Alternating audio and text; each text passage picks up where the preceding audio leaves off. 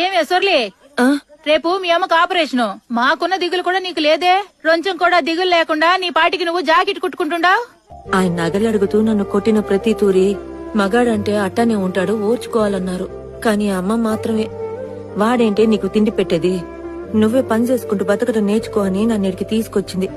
అమ్మ ఇంటి పనుల కోసం నన్ను ఇడికి తీసుకొచ్చి నానా పాటలు పెడుతోందని ఊరోళ్ళందరూ అనుకుంటున్నారు.